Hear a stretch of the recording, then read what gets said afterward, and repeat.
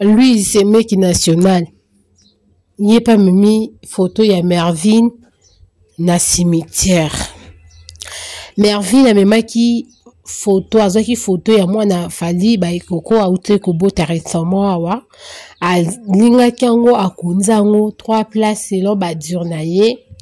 Où allons-nous avec ces histoires en fait ya cimetière? Tout ça à cause de view. Tout ça à cause de la visibilité. Bokomi ko bomba bana lei ni biso nyonso mona lolenge nini bozo enterrer bana.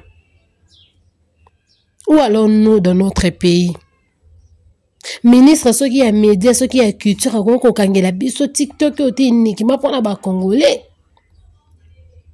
On est fatigué. Tous sont fatigués à komona modèle ya busoto ya kindoki en live na kati ya communauté congolaise ekomi ya somo. Salut à vous tous, salut à tous les abonnés de chez Daniela TV officiel. Merci pour la présence Nabino. S'il vous plaît, na respect ming dans la nango et pas abonner à chez Daniela TV officiel ba Danielove. Bo emelenga bo partager nga vidéo. Banal bo sola na biso abonne-toi.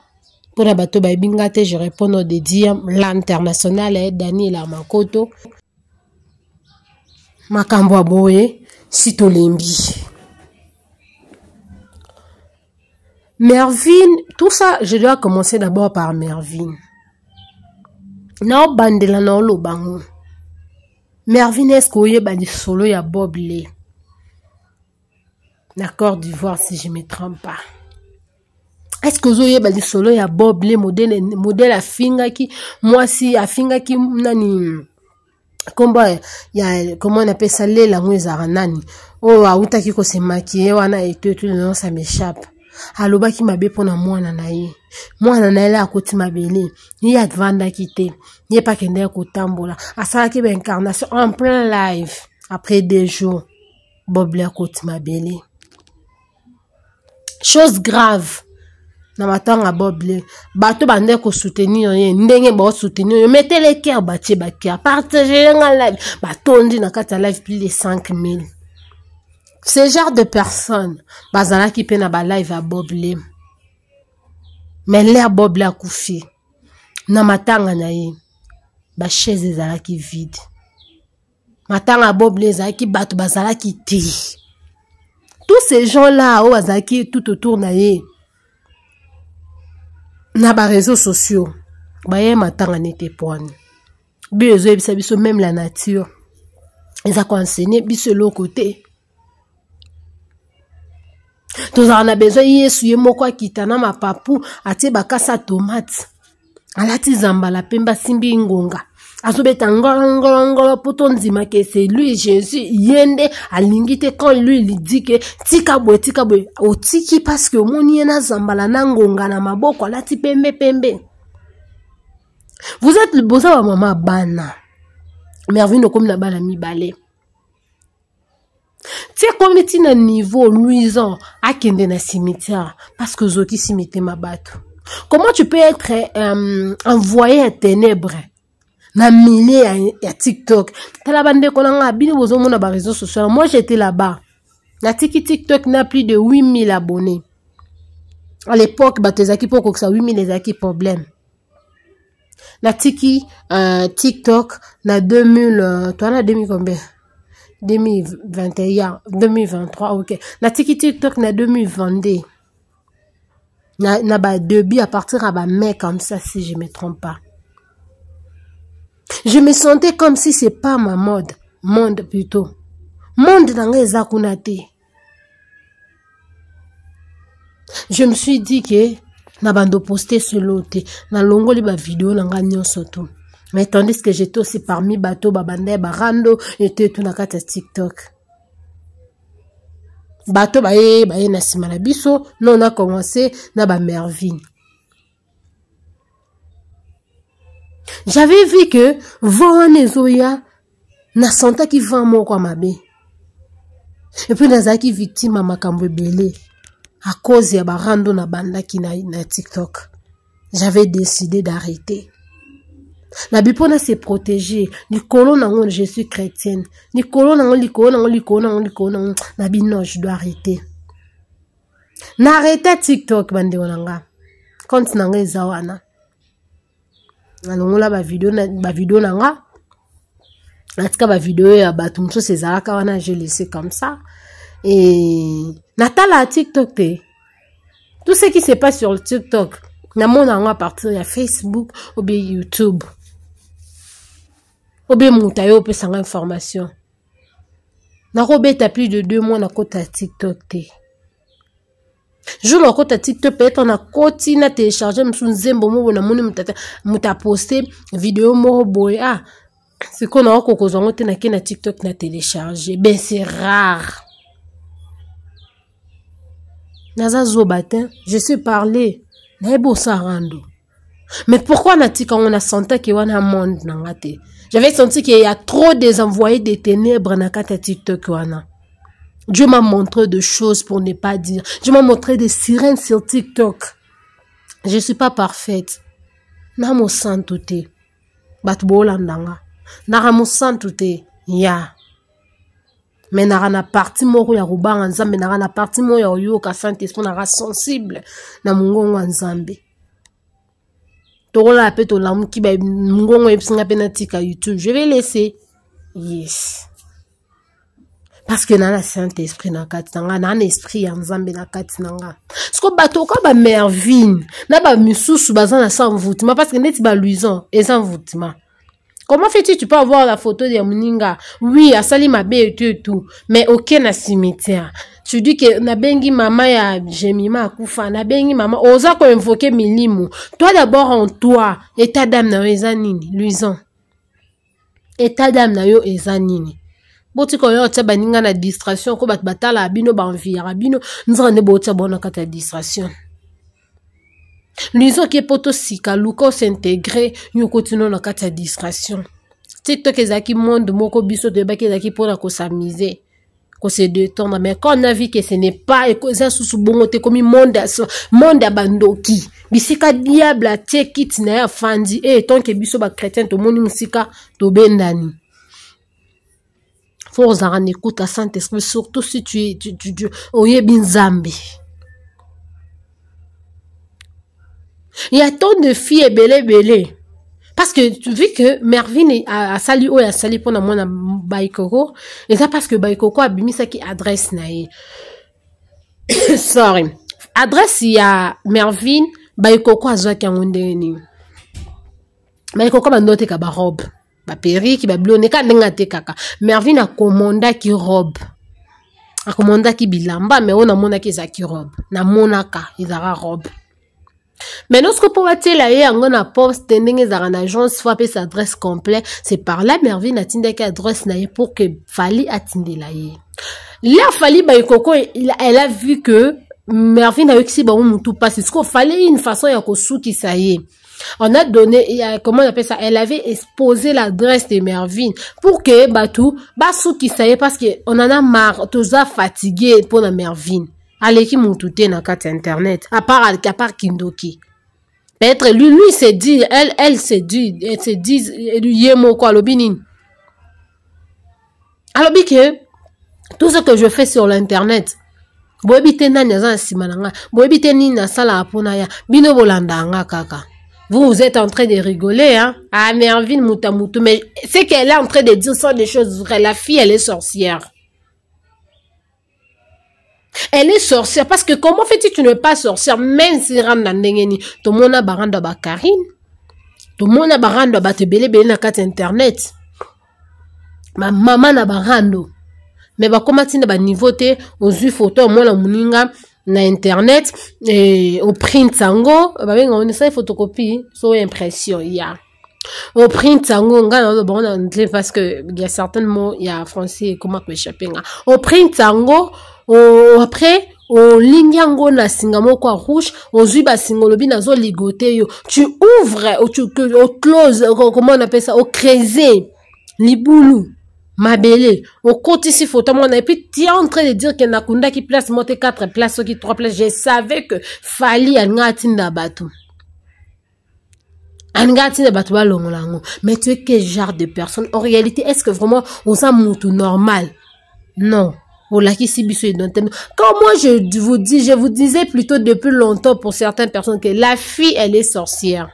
Auparavant, je pensais que la fille, elle a un problème de la tête et tout, malade de mouton et tout. Là, on a comme ça, la constant et tout, avant la bimatique, je dis que la fille, c'est une sorcière. Oui. J'avais dit ça, tu vois. Il y a un jour comme ça plutôt, et na salle là quand il analyse sur ce qui concerne Benita, parce que on a changé à combo à TikTok et tout. Na salle là quand analyse, elle avait dit un certain jour, comment on appelle ça, elle avait dit jour moko boye que même Dieu n'est pas capable de donner Benita un enfant. Même Dieu n'est pas capable. Elle était trop sûre d'elle. Elle assumait ce qu'elle était en train de dire plutôt. Aujourd'hui, nous, on est en train de voir Benita avec la grossesse. Parce qu'elle avait dit que Benita a beau raté. Oui, bien sûr que Benita n'a pas beau tité, mais déjà, déjà, parce qu'il y a le bas que Benita a beau raté. Pour que vous comprendre, c'est un envoyé du diable dans le monde des réseaux sociaux pour détruire la vie, pour mettre le Congolais dans la distraction.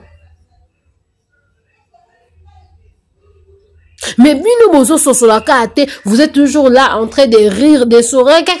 Mais je vous dis, la fille, c'est une sorcière. C'est un envoyé du diable. Il envoyait des ténèbres, batindi, justement, pour la roluka ko détruire ba vie bana baninga. Fali ba yokoko, depuis longtemps, je te disais là, ba problème, ça n'a pas problème, na mbal na yo, bima na kata distraction.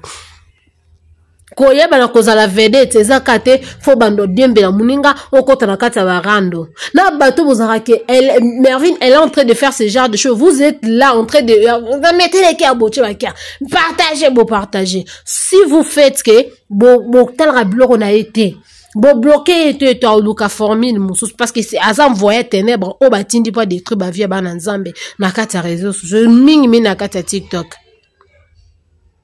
Mervyn, ce que tu fais là, tu peux risquer au polanzo to mobimba. Yo okufate ko mort sibitite. Yo fo bela nanu penza. O beli penza yo ki douleur ata parti moko nzoto yo pola okufa otala ndengo okufa ndambu ndambu.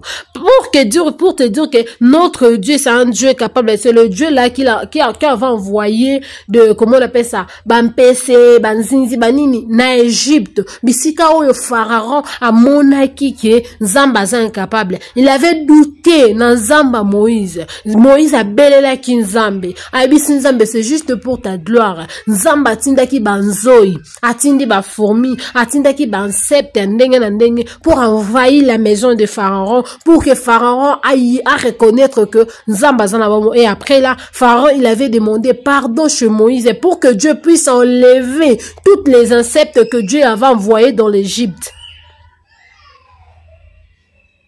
C'était juste pour sa gloire. Parce que Pharaon, il est en train de faire ce que Mervyn est en train de faire. Pire même. Parce que à l'époque de Pharaon, tout le monde époque à Mervyn. Donc, tout le monde a Mervyn au col à Pharaon. Attention, Mervyn, tu risques de mourir avec tout tes envoyés. Parce que ce sont des esprits. Tu es manipulé par des esprits parce que tu es un envoyé du ténèbre.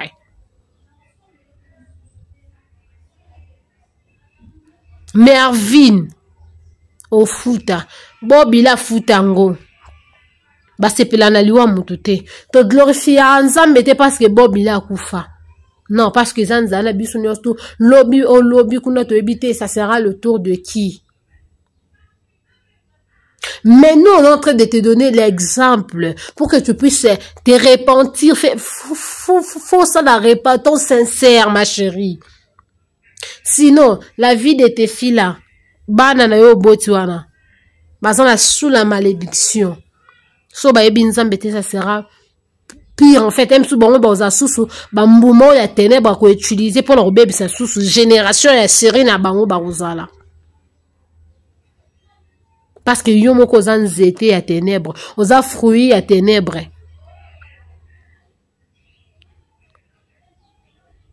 Mervyn, nazo bandela. Luisa zane na sa distraction et le reste n'est surtout à nos ferdi cocotte bozan et bino sa mvutima ba msu bazo utiliser no bozan posséder. Mervyn c'est lui-même lui suffire en personne na kata réseaux sociaux. Bo timba bo fungola matoyi boyoka. Bo bima na kata ba distraction ce qui se passe sur Mervyn bo kimaye. Botala Babilo qu'on a été à côté à tout ce qu'il est en train de faire. Elle va changer plutôt méthode de Moussous ya koluka ko détruire balanzame. Parce que le col a déjà trouvé que ça c'est un envoyé de ténèbres, c'est Lucifer en personne. À s'incarner dans Katia Mervyn directement. Il faut qu'on zala na Katia distraction ko landa ba makambuna été. Dans un conseil bateau belé. Pour moi, j'aurais préféré Yaya. Na place où c'est là, ba TikTok et ba Congolais. Tu peux commencer à au-delà du bloc ba payer belé zali, ou s'abonner, ou changer. Yaya, ba bloc ba Congolais bandoyer la haute. Et bandoyer la haute. Si tu veux t'amuser sur les réseaux sociaux, sur le TikTok. Mais moi, na préféré nanga sur le TikTok. Batu ba komo teka ba amabana ba vina ba onko na ba cimetière juste pour de vie pour des visibilités pour que ba comme ba star. Vous allez payer ça très cher. Vous tous na longoli mutute mais chef na binonde mokonzi parce que c'est Mervyn. Je vous aime beaucoup, je fais des gros bisous nzambalo la bate la bino. Bisous to kuta ni mamsus.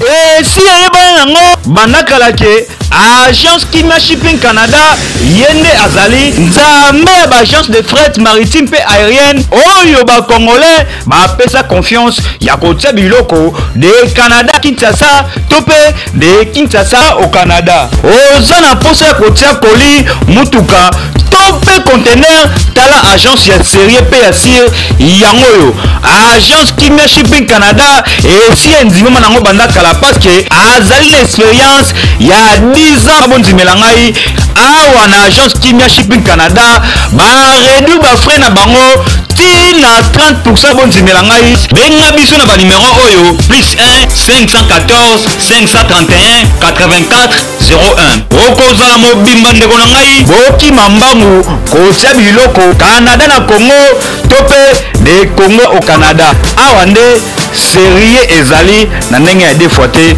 oui.